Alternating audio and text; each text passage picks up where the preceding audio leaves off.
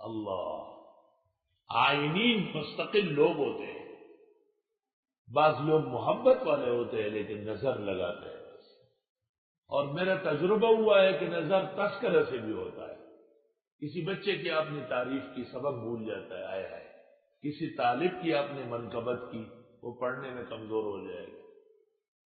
اس کے ساتھ دعا دینا چاہیے کہ یا اللہ اس کو نظر سے اور کمزوری سے بچا لے۔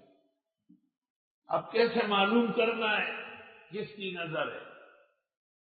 پٹکڑی کچی، بیکان کا پتا، مرچ لال ثابت، یہ لے کر کسی گوڑیا بالکل جو بھوتنی بنی ہوئی ہو، یہ جو نوکرانیاں گھروں میں ہوتی ہے کام، یہ بالکل بھوتنیاں بنی ہوتی ہے، اس کو کہو کہ اس کے اوپر پھرا دو یہ پٹکڑی خاورئی اور بیکان کا پتا اور سرخ مرچ ثابت۔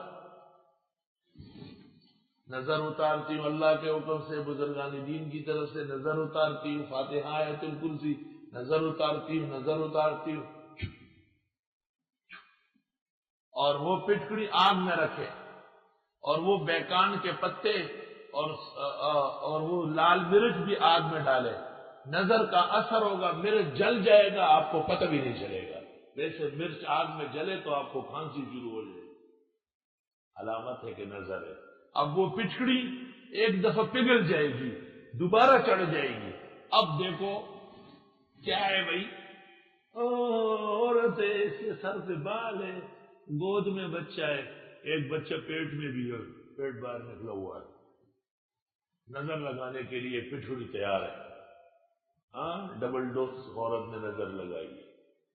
اب ایسی عورت کون سی ہے؟ آرام تسلی سے، دشمنی سے نہیں، کہہ رہے یہ تو فلاں خاتون ہے، اس سے درخواست کرے، کہہ رہے ہمارے لڈو بیمار ہے، آپ اس کے لیے دعا کریں، مناسب سمجھے کوئی پرانا کپڑا اپنا دے، دوپٹہ وغیرہ، اس کی بتی بناؤ، اس کو جلاؤ عصر مغرب کے درمیان، انشاءاللہ ٹھیک ہو جائے۔